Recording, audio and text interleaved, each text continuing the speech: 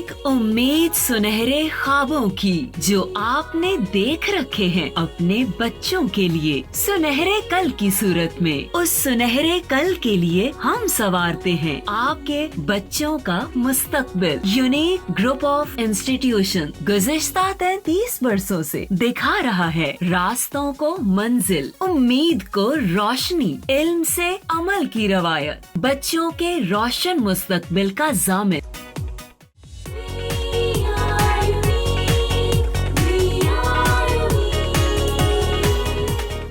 बिस्मिल्लाहिर्रहमानिर्रहीम। मैं सोबिया अमीन 9th class के ऑनलाइन लेक्चर सीरीज़ के नेक्स्ट लेक्चर के साथ चैप्टर नंबर 6 बेटा हम स्टार्ट कर चुके हैं, जो कि स्मार्ट सिलेबस में हमने लास्ट टाइम जो टॉपिक किया था वो है एनर्जी। उसको थोड़ा सा रिव्यू करते हैं और उससे नेक्स्ट फिर टॉपिक पे आते हैं, दैट इज़ काइनेटिक एनर्जी के बारे में आज हमने पढ़ना है और इसकी डिटेल, और चूँकि ये एक लॉन्ग क्वेश्चन है उसकी बाकायदा डेरिवेशन है। एक मूविंग बॉडी के लिए काइनेटिक एनर्जी के लिए कौन सी इक्वेशन यूज़ होगी, तो उन चीज़ों के बारे में हम आज इस लेक्चर में डिस्कस करेंगे। पहले थोड़ा सा रिव्यू करा दूं बेटा कि हमने पिछले अपने प्रीवियस लेक्चर में एनर्जी का कॉन्सेप्ट देखा था, और एनर्जी में हमने बात की कि कोई भी बॉडी, कोई भी ऑब्जेक्ट जो कि फोर्स अप्लाई कर सकता है, और फोर्स अप्लाई करने से वो कोई ना कोई बॉडी डिस्टेंस कवर कर सकता है। इट मीन्स कि it has the ability to do work. अगर वो बॉडी इस काबिल है या उसके अंदर इतनी एबिलिटी है कि वो कोई ना कोई वर्क कर सके, काम कर सके, इट मीन्स कि इट हैज़ एनर्जी। तो एनर्जी क्या है? It is the capability of the body to do work, this is the energy. और उसके बाद हमने पढ़ा था बेटा मैकेनिकल एनर्जी की 2 टाइप्स हैं, kinetic energy and potential energy. और कुछ फॉर्म्स ऑफ एनर्जी के हमने कुछ नेम्स पढ़े थे। फॉर्म्स ऑफ एनर्जी में कौन कौन सी फॉर्म्स के नेम थे जो कि मैंने लास्ट लेक्चर में स्टडी करवाया आप लोगों को। Mechanical energy, electrical energy, sound energy, light energy, heat energy, chemical energy and nuclear energy. ये हैं कुछ फॉर्म्स ऑफ एनर्जी जो कि एज ए शॉर्ट क्वेश्चन आपसे पूछा जा सकता है, write the names of some forms of energy.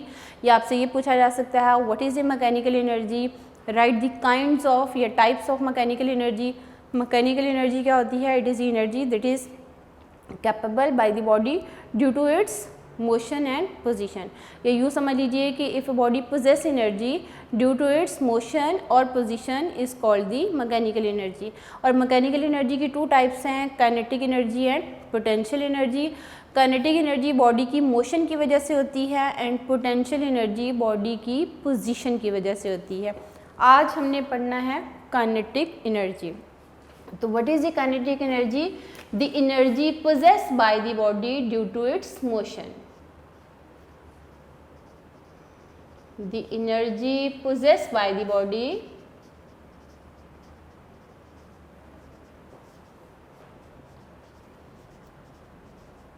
due to its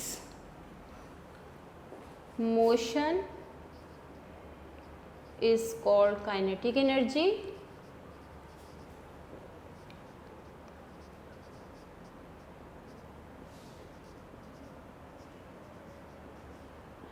अच्छा, अब एग्जाम्पल में देखिए बेटा किन चीज़ों के अंदर काइनेटिक एनर्जी होती है। For example moving wind,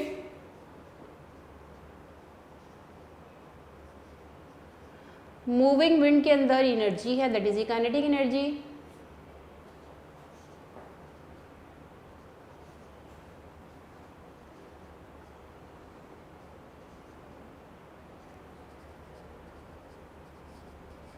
running water,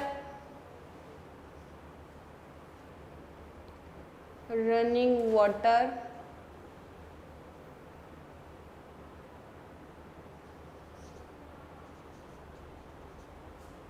has kinetic energy।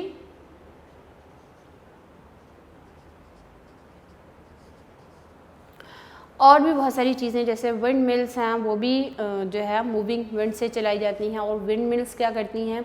वो टरबाइंस को रन करती हैं और टरबाइंस आगे इलेक्ट्रिकल जनरेटर्स को रन करती हैं और जनरेटर्स हमारे लिए इलेक्ट्रिसिटी प्रोड्यूस करते हैं। तो आपने देखा होगा बेटा कि सेलिंग बोट्स जो हैं, सेलिंग बोट्स जो हैं वो भी चलाई जाती हैं विंड के ज़रिए से, और उनके अंदर भी काइनेटिक एनर्जी होती है। उससे सेलिंग बोट्स को रन किया जाता है और वो एक जगह से दूसरी जगह तक डिस्प्लेस हो सकती हैं by the moving wind. Similarly बेटा पुराने ज़माने में ग्रेन्स जो हैं उनकी सफाई का इंतज़ाम भी जो है वो किया जाता था जब तेज़ हवाएं चलती थी। तेज़ हवा में वो ग्रेन्स को यूँ उछालते थे, तो हवा के अंदर चूँकि एनर्जी होती है तो वो उन ग्रेन से जो लाइटर पार्टिकल्स होते थे जैसे डस्ट है या कोई और लाइटर पार्टिकल्स हैं तो उनको सेपरेट कर देती होती थी और ग्रेन्स की सफाई का जो काम है वो भी मूविंग विंड से किया जाता होता था। तो ये चीज़ें हैं जो कि काइनेटिक एनर्जी रखती हैं और इस काइनेटिक एनर्जी को यूज़फुल पर्पस के लिए यूटिलाइज़ किया जा सकता है। अब जैसे मैंने बात की थी बेटा कि मूविंग वाटर जिसको हम रनिंग वाटर कह रहे हैं, रनिंग वाटर में काइनेटिक एनर्जी है और वो काइनेटिक एनर्जी लॉग या लकड़ी के बड़े बड़े जो है टुकड़ों को एक जगह से दूसरी जगह तक डिस्प्लेस करने के लिए यूटिलाइज़ होती है। पहले ये होता था कि अगर वुडन लॉग को एक जगह से दूसरी जगह तक डिस्प्लेस करना है तो उसके लिए वाटर का इस्तेमाल किया जाता था, तो वाटर में वो फेंक देते थे उन लॉग को, वो एक जगह से दूसरी जगह तक डिस्प्लेस हो जाते थे, तो वो इजीली जो है वहाँ से जहाँ पे उनको ज़रूरत होती थी वो उन लॉग को वहाँ से जो है वो निकाल लेते थे उस पानी में से। तो मूविंग वाटर, मूविंग विंड, उनके अंदर एनर्जी होती है। रनिंग वाटर के अंदर काइनेटिक एनर्जी है, मूविंग विंड के अंदर एनर्जी है, वो एनर्जी यूटिलाइज़ की जा सकती है फॉर यूज़फुल पर्पसेस। सिमिलरली बेटा जब हम बात करते हैं रनिंग वाटर की तो आपको पता है कि जो डैम में वाटर स्टोर होता है उसमें पोटेंशियल एनर्जी होती है और वही वाटर जब रनिंग वाटर बन जाता है तो वो पोटेंशियल एनर्जी काइनेटिक एनर्जी में चेंज हो जाती है और फिर वो रनिंग वाटर जब जाके टर्बाइंस के ऊपर गिरता है तो वो रोटेशनल काइनेटिक एनर्जी बन जाती है और फिर वहाँ से फर्दर एसी जनरेटर को जो है वो रन किया जाता है, क्योंकि जनरेटर्स को रन करने के लिए एक मैकेनिकल एनर्जी की ज़रूरत पड़ती है और जनरेटर का काम ही क्या है कि वो रोटेशनल काइनेटिक एनर्जी या मैकेनिकल एनर्जी को चेंज कर देता है इनटू इलेक्ट्रिसिटी और वो इलेक्ट्रिसिटी डिफरेंट पर्पसेस के लिए यूज़ होती है। तो इस तरह से जो है वो डैम में स्टोर वाटर यूज़ होता है इलेक्ट्रिसिटी प्रोड्यूस करने के लिए। तो बेसिकली रनिंग वाटर के अंदर कौन सी एनर्जी हुई?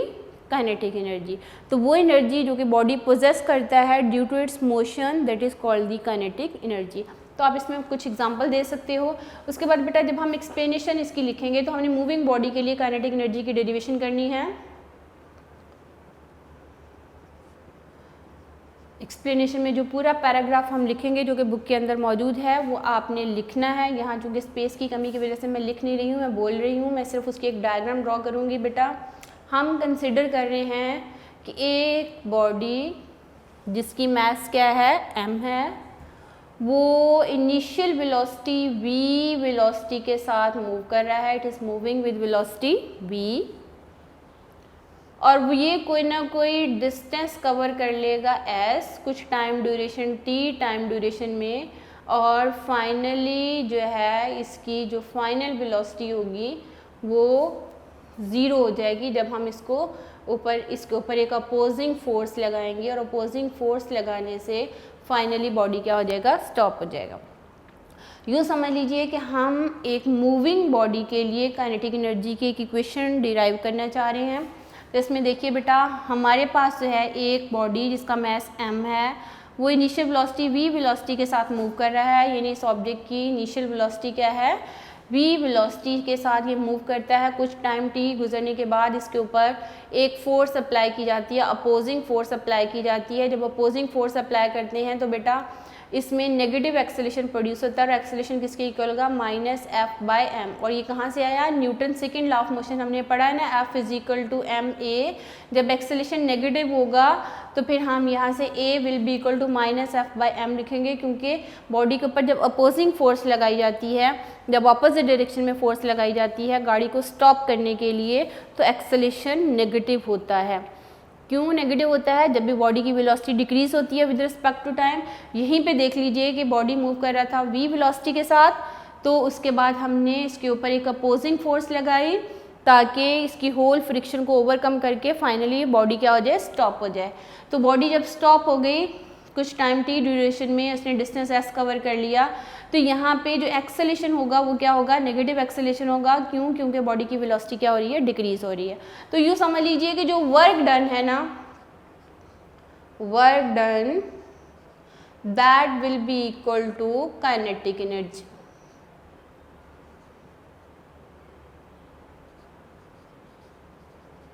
Work done will be equal to kinetic energy. और वर्क डन किसके इक्वल होता है? वर्क के लिए फॉर्मूला क्या होता है? W is equal to F S and kinetic energy को हम K डॉट E से रिप्रेजेंट कर सकते हैं और यहाँ पे W के बजाय हम सिंपल जो है Fs भी लिख सकते हैं। या फर्स्ट स्टेप में मैं अगर W लिख देती हूँ और अगले स्टेप में इसी W को किसके इक्वल पुट कर दिया जाए Fs के साथ, that will be equal to kinetic energy. यानी यूँ समझ लीजिए the whole work done will be equal to kinetic energy. यानी इस बॉडी के ऊपर जितना काम किया गया है वो किस फॉर्म में है बेटा, इन the form of the kinetic energy. Body के ऊपर फोर्स लगाई, बॉडी ने कोई ना कोई डिस्टेंस कवर किया है, the work done will be equal to kinetic energy. तो हम जो बुक पे पूरा पैराग्राफ आपकी बुक पे लिखा हुआ है उसको ये डायग्राम बना के हम थोड़ा एक्सप्लेन कर देंगे। तो मैं आपको वो पैराग्राफ भी रीड आउट कर देती हूँ क्योंकि यहाँ जगह की कमी की वजह से मैंने यहाँ डेरिवेशन करनी है तो मैं लिख नहीं रही हूँ। हम लिखेंगे बेटा, consider a body of mass m moving with velocity v, the body stop after moving the distance and cover the distance s due to some opposing force, such a force of friction acting on it. The body possesses kinetic energy and it is capable to do against opposing force until all of its kinetic energy is used up. यानी ये body finally stop हो जाएगा जब तक उसकी total kinetic energy क्या ना हो जाए, यूज़ ना हो जाए, तो तब बॉडी ये क्या हो जाएगा, स्टॉप हो जाएगा। तो अब ये देखिए बेटा, चूंकि बॉडी की इनिशियल वेलोसिटी क्या है, v है, बॉडी की फाइनल वेलोसिटी क्या है, 0 है। बॉडी स्टॉप हो गया, फाइनल वेलोसिटी क्या है, 0 है। उसके बाद बेटा जो एक्सेलेरेशन है, चूंकि ये नेगेटिव एक्सेलेरेशन है तो एक्सेलेरेशन किसके इक्वल है, -f/m। ये माइनस साइन क्या शो करता है कि वेलोसिटी डिक्रीज हो रही है। जब वेलोसिटी डिक्रीज हो रही है तो एक्सेलेरेशन क्या होता है, नेगेटिव होता है और अपोजिट फोर्स हमने अप्लाई की है बॉडी के ऊपर तो तभी वो बॉडी क्या होगी, स्टॉप होगी। तो अब बेटा हम according to Newton's third equation of motion, तो हम उसके मुताबिक लिख रहे हैं बेटा, according to third equation of motion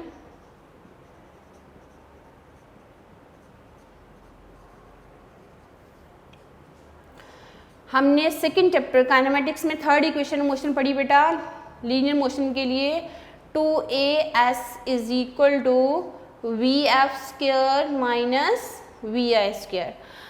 second chapter में बेटा 3 इक्वेशंस ऑफ मोशंस आप लोगों को पढ़ाई गई थी। अगर बॉडी की लीनियर मोशन है और यहाँ भी देख लीजिए बॉडी की लीनियर मोशन है, लीनियर मोशन के लिए first equation of motion, second equation of motion and third equation of motion आप लोगों को कंप्लीट डिराइव करवाई गई थी। उसमें से अब हम third equation of motion use कर रहे हैं और थर्ड इक्वेशन ऑफ मोशन क्या है, 2as is equal to vf square minus vi square. यहाँ पे बेटा ये वाली पूरी जो है वैल्यूज चेंज कीजिए, एक्सेलेरेशन की जगह लिखिए -f/m, इनिशियल वेलोसिटी की जगह v लिखिए, फाइनल वेलोसिटी की जगह 0 लिखिए और फिर इसकी कंप्लीट डेरिवेशन हम करते हैं। तो आपके पास आएगा 2 इंटू एक्सेलेरेशन की जगह हम क्या लिखेंगे, -f/m इंटू s, ये मैंने s लिखा, that will be equal to final velocity है 0 माइनस इनिशियल वेलोसिटी है v और उसका स्क्वायर आ जाएगा। तो यहाँ पे बेटा मैं लिख रही हूँ, माइनस बाहर कर लिख रही हूँ, 2 डिवाइडेड बाय मैं m इस साइड पे लिख रही हूँ एंड f डॉट s जो है मैं इकट्ठा कर रही हूँ, f और s को मैं ब्रैकेट में लिख रही हूँ, that is equal to minus v square. अब नेगेटिव साइन यहाँ भी है और नेगेटिव साइन यहाँ भी है, ये दोनों क्या हो जाएंगे, कैंसल आउट हो जाएंगे। और यहाँ पे बेटा हम 2 को और m को इस साइड पे लेके जाएंगे, जब ये इस साइड पे जाएगा तो 2 इधर जाके डिवाइड हो जाएगा और m क्या हो जाएगा, मल्टीप्लाई हो जाएगा। यानी 2 और m को अगर हम इक्वेशन की साइड पे लेके जाएंगे तो बेटा m जाके किससे मल्टीप्लाई हो जाएगा, v के साथ, और 2 आके क्या हो जाएगा, डिवाइड हो जाएगा। और fs हम इसी साइड पे रहने देंगे, fs will be equal to work done. fs क्या है, work done. Force and distance का प्रोडक्ट किसके इक्वल होता है, वर्क के इक्वल।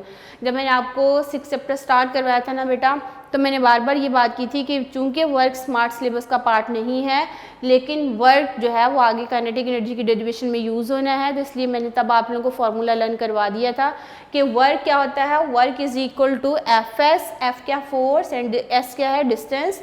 अगर बॉडी के ऊपर फोर्स अप्लाई की जा रही है और कोई ना कोई डिस्टेंस कवर करिए, इट मीन्स कि work has to be done. जब work has to be done होगा तो बेटा इस केस में वो work has to be done that will appear in the form of the kinetic energy. यहीं पे हमने बात स्टार्टिंग में कर ली थी कि अगर बॉडी के ऊपर फोर्स अप्लाई होती है और वो कोई ना कोई डिस्टेंस कवर कर लेती है, इनिशियली उसकी वेलोसिटी v होती है और फाइनली उसकी वेलोसिटी क्या है 0, then work done will be equal to kinetic energy. तो जितना उसके ऊपर वर्क किया जा रहा है वो किस फॉर्म में अपीयर होगा, इन the form of the kinetic energy. तो यहाँ से बेटा हम इसको इस पूरे फैक्टर को उधर लेके जाएंगे तो m जाके मल्टीप्लाई हो जाएगा और 2 क्या हो जाएगा, डिवाइड हो जाएगा। तो इसी को बेटा हम यूँ लिख सकते हैं, इसी को मैं थोड़ा सा अरेंज कर रही हूँ, मैं लिख रही हूँ बेटा f.s जो कांस्टेंट फैक्टर है वो मैं लिख रही हूँ 1/2, ये कांस्टेंट वैल्यू है। आगे mv² लिखा जा रहा है और अकॉर्डिंग टू फर्स्ट इक्वेशन, जो ए इक्वेशन के मुताबिक fs किसके इक्वल है, kinetic energy. k dot E बेटा किस चीज़ को शो कर रहा है, काइनेटिक एनर्जी को। तो according to equation A,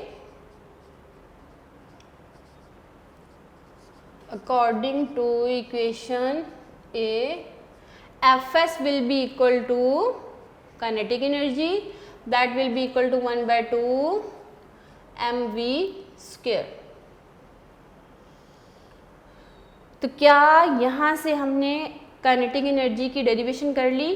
kinetic energy किसके इक्वल है, हाफ mv²। यहीं से बेटा देखिए इस इक्वेशन से काइनेटिक एनर्जी किसके ऊपर डिपेंड कर रही है, मास के ऊपर। काइनेटिक एनर्जी और किसके ऊपर डिपेंड कर रही है, स्क्वायर ऑफ वेलोसिटी के ऊपर। तो काइनेटिक एनर्जी का जनरल फॉर्मूला क्या आ गया, kinetic energy is equal to half mv²। तो हमने काइनेटिक एनर्जी का एक फॉर्मूला डिराइव किया है और फिर इसके बाद हम देखते हैं कि इससे रिलेटेड किस तरह के क्वेश्चन आपसे पूछे जा सकते हैं। इसको थोड़ा सा देखिए बेटा ताकि डेरिवेशन आप लोगों को समझ आ जाए। What is the kinetic energy? The energy possessed by the body due to its motion. Motion की वजह से जो बॉडी में एनर्जी होगी वो क्या कहलाती है, काइनेटिक एनर्जी कहलाती है। जिसमें मैंने एग्जांपल दी बेटा, मूविंग विंड में एनर्जी होती है, रनिंग वाटर में एनर्जी होती है। रनिंग वाटर से हम जो है लॉग, वुडन लॉग को एक जगह से दूसरी जगह तक पहुंचा सकते हैं, डिस्प्लेस किया जा सकता है या उसको ट्रांसमिट किया जा सकता है। सिमिलरली बेटा जो मूविंग विंड होती है उसमें एनर्जी होती है। मूविंग विंड से विंड टरबाइंस चलाई जाती हैं, विंड टरबाइन से जनरेटर चलाई जाती हैं और जनरेटर हमारे लिए क्या चीज़ प्रोड्यूस करते हैं, इलेक्ट्रिसिटी प्रोड्यूस करते हैं। सिमिलरली जो मूविंग विंड है उससे अक्सर जो है पुराने ज़माने में ग्रेन्स की सफाई का भी काम लिया जाता था। मूविंग विंड से जो है वो सेलिंग बोट्स को भी चलाया जा सकता है। तो यहाँ से बेटा हम कंसीडर कर रहे हैं एक बॉडी जिसकी मास क्या है m, that is moving with initial velocity v and after some time t the body covers the distance and force is applied and the body covers the distance s, then work done will appear in the form of the kinetic energy and after applying the opposing force the whole friction forces will be used up and the kinetic energy will be used up in order to stop the body. In that case work done will be equal to kinetic energy and work के लिए हमने w लिखा, kinetic energy के लिए k dot e लिखा। बेटा W किसके equal होगा, F.S यानी फोर्स एंड डिस्टेंस के प्रोडक्ट के इक्वल होता है वर्क और काइनेटिक एनर्जी को मैंने k डॉट ई लिख दिया। अब बेटा इसको मैंने फर्स्ट इक्वेशन का नाम दे दिया। अब यहीं से देखिए चूंकि बॉडी के ऊपर एक अपोजिंग फोर्स अप्लाई की जा रही थी तो एक्सेलेरेशन नेगेटिव होगा और एक्सेलेरेशन के लिए हमने लिखा -F/m और ये कहाँ से आया है, Newton second law of motion में हमने बात कर ली है बेटा। F = ma होता है, फोर्स अप्लाई की जाती है तो उसी डायरेक्शन में एक्सेलेरेशन प्रोड्यूस होता है अगर बॉडी का मास क्या हो, m हो। तो ये Newton second law of motion से हमने ये फॉर्मूला लिखा है बेटा। तो यहाँ से माइनस साइन क्या शो करता है, अपोजिट फोर्स अप्लाई हो रही है तो इन दैट केस एक्सेलेरेशन क्या होगा, नेगेटिव होगा। तो यहीं से हमने इनिशियल वेलोसिटी को vi के पुट किया, फाइनल वेलोसिटी को हमने 0 के इक्वल पुट किया है। तो यहाँ से एक्सेलेरेशन किसके इक्वल है, -F/m। तो हमने third equation of motion use करते हुए हमने यहाँ लिखा 2as = vf² - vi²। ये है थर्ड इक्वेशन ऑफ मोशन। जो थर्ड इक्वेशन ऑफ मोशन है ना बेटा, ये हमारे पास हमने कंप्लीट सेकंड चैप्टर में इसकी डेरिवेशन कर ली हुई है। तो यहीं पे आपने इसकी वैल्यूज़ जस्ट पुट करनी है। एक्सेलेरेशन की जगह हम लिखेंगे -F/m। एक्सेलेरेशन की ये वैल्यू F/m हमने लिखी, एक्सेलेरेशन की जगह पे ये मैंने डिस्टेंस एज इट इज़ लिख दिया है। नेक्स्ट स्टेप में मैंने देखिए फाइनल वेलोसिटी की जगह 0 लिखा, इनिशियल वेलोसिटी इसकी v थी, ये देखिए यहाँ पे लिखा है इनिशियल वेलोसिटी v है एंड फाइनल वेलोसिटी क्या है 0। तो यहाँ से आपके पास ये आ जाएगा। अगले स्टेप में देखिए बेटा, मैंने यहाँ 2 को इस ब्रैकेट से बाहर लिखा, m को भी बाहर लिख लिया है, f एंड s को मैंने ब्रैकेट के अंदर कर दिया, क्योंकि f एंड s जो है it is the product of the force and distance, and the force and distance is equal to the work done. Force and distance किसके इक्वल होता है? वर्क डन के इक्वल होता है। तो बाकी जो है बेटा ये -v² आ जाएगा। अब ये नेगेटिव साइन और नेगेटिव साइन एक दूसरे के साथ क्या हो जाएंगे? कैंसिल आउट हो जाएंगे। यहाँ बचेगा f.s that is equal to, ये 2/m जो है मैं इक्वेशन के उस साइड पे लेके जाऊंगी, तो m जाके उधर मल्टीप्लाई हो जाएगा और 2 आगे क्या हो जाएगा? डिवाइड हो जाएगा। तो यहाँ आ जाएगा f.s that is equal to m/2, v² आ जाएगा साथ। ठीक है, आप इस स्टेप के बाद आगे देखिए, मैंने बेटा जो कांस्टेंट 1/2 अलग कर दिया, मैंने लिखा f.s that is equal to 1/2 अलग किया और आगे मैंने लिख दिया mv²। और यहाँ पे देखिए ये है इक्वेशन ए इक्वेशन के मुताबिक f.s यानी फोर्स एंड डिस्टेंस किसके इक्वल हैं? काइनेटिक एनर्जी के इक्वल। तो हमने f.s की जगह क्या लिख दिया है? काइनेटिक एनर्जी, और काइनेटिक एनर्जी किसके इक्वल होगा? Half mv²। तो ये क्या रिलेशन शो करता है कि किसी भी बॉडी की, किसी भी मूविंग बॉडी की काइनेटिक एनर्जी के लिए जनरल रिलेशन जो हम यूज़ करेंगे वो किसके इक्वल होगा? 1/2 mv²। ये रिलेशन क्या शो करता है? Kinetic energy of the moving body depend upon mass of the body square of velocity of the body, इसके ऊपर डिपेंड करती है। अब यहाँ से लॉन्ग क्वेश्चन तो यहीं तक आता है बेटा, define kinetic energy, derive the equation of the kinetic energy of the moving body. जब भी ये बेटा बात पूछी जाएगी derive the equation for the kinetic energy of the moving body, तो ये चूँकि एक लॉन्ग क्वेश्चन बड़ा इंपॉर्टेंट है इस चैप्टर का और अक्सर पूछा जाता है, तो इसमें आपने सबसे पहले डेफिनेशन लिखनी है, एग्जाम्पल्स लिखनी है, एक्सप्लेनेशन की हेडिंग देंगे, जो कंसीडर वाला पैराग्राफ मैंने अभी क्लास यहाँ पे बोला है बेटा वो लिखेंगे, साथ डायग्राम ड्रॉ कर दीजिएगा। Consider a body having mass m that is moving with initial velocity vi and after some time t it's covered the distance s and the opposing force is applied on it in order to produce the negative acceleration, and finally eventually the body will stop after covering some distance. Then in that case the work done will be equal to kinetic energy, और यहाँ पे हम work done को लिख सकते हैं kinetic energy के equal, तो हम लिखेंगे f.s that is equal to kinetic energy। ये पूरी डायग्राम को वर्डिंग में एक्सप्लेन करेंगे और फिर हम डेरिवेशन स्टार्ट करेंगे। इसमें बेटा ये चीज़ आपने ध्यान में रखनी है, चूँकि ये काइनेटिक एनर्जी मूविंग बॉडी के लिए है तो इनिशियल वेलोसिटी को हमेशा हम v से रिप्रेजेंट करेंगे। तो इनिशियल वेलोसिटी को v से ही रिप्रेजेंट करके हम मूविंग बॉडी के लिए काइनेटिक एनर्जी जो है उसकी डेरिवेशन कर रहे हैं। तो काइनेटिक एनर्जी का जनरल फॉर्मूला फिर आपके पास क्या आ गया? 1/2 mv²। तो यहाँ से कुछ क्वेश्चन अराइज होते हैं, यानी आपने यहाँ तक लिख लिया, डिराइव कर लिया, इसके बाद आप सिंपल एक वर्डिंग में लिख सकते हो this is the equation for the kinetic energy of the moving bodies, और उसके बाद फिर आप बता सकते हो यहाँ पे kinetic energy of the moving body depend upon the mass of the body and square of velocity of the body. ये दो बातें बता सकते हो। और अब आपके पास ये चीज़ें हैं कि अगर हम बात करते हैं बेटा कि हमारे पास जो है काइनेटिक एनर्जी से रिलेटेड और क्या क्वेश्चन पूछा जा सकता है या MCQ में कोई बात पूछी जा सकती है, उस चीज़ को हम देखते हैं। तो काइनेटिक एनर्जी में अगर तो ऑब्जेक्ट जो है उसमें ये पूछा जाए कि वेलोसिटी को इंक्रीज़ कर दें या डबल कर दें या हाफ कर दें, तब क्या अफेक्ट होगा काइनेटिक एनर्जी के ऊपर। तो इस चीज़ को हम देखते हैं, एज MCQ ये बात पूछी जा सकती है। इसको देखते हैं कि MCQ में अगर ये बात पूछी जाए तो फिर हम जो है कैसे इसको लिखेंगे, और अगर शॉर्ट में ये बात पूछी जाए तो उसको किस तरह से डिराइव किया जाएगा, उसके रिजल्ट्स क्या होंगे, इसको हम डिस्कस करते हैं। लॉन्ग क्वेश्चन आपका यहीं तक ख़त्म हो जाता है। उसके बाद इससे रिलेटेड यानी काइनेटिक एनर्जी से रिलेटेड अगर आपसे कोई क्वेश्चन पूछा जा सकता है, वो क्वेश्चन क्या हो सकता है, इस चीज़ को हमने देखना है। तो अब बेटा मैं आप लोगों को बताती हूँ कि काइनेटिक एनर्जी से रिलेटेड जो है वो क्या चीज़ आपको एज ए MCQ पूछी जा सकती है और एज ए शॉर्ट क्वेश्चन जो है वो क्या चीज़ पूछी जा सकती है, इसको हम अभी देखते हैं। ओके बेटा, काइनेटिक एनर्जी का जनरल फॉर्मूला हमारे पास आ गया है हाफ mv²। लॉन्ग क्वेश्चन बस यहाँ तक लिखोगे आप। अब इससे रिलेटेड क्या बेटा आपसे क्वेश्चन पूछा जा सकता है एज ए MCQ या as a short question.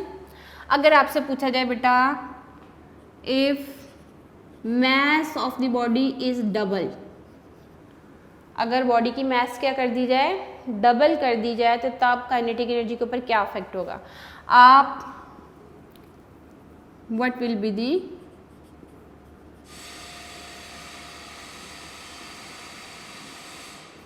Kinetic energy? तो फिर आप क्या लिखोगे? काइनेटिक एनर्जी का फॉर्मूला क्या है? Kinetic energy is equal to half mv²। ये मैं थोड़ा सा चेंज कर रही हूँ, m प्राइम लिख रही हूँ क्योंकि जो चेंज आएगा मैस में वो किसके इक्वल है? 2m के इक्वल। तो फिर आप क्या लिखोगे बेटा यहाँ पे? Kinetic energy will be equal to, ये प्राइम, अगर ये मैस डबल कर दी जाए तो जो काइनेटिक एनर्जी में चेंज आ रहा है उसको मैंने काइनेटिक एनर्जी प्राइम से रिप्रेजेंट कर दिया है, 1/2 m prime and v²। And m prime की जगह आप लिखोगे 2m, 1/2 into 2m into v²। अब इस 2 को इक्वेशन के बाहर ले आइए, 2 इंटू 1/2 mv²।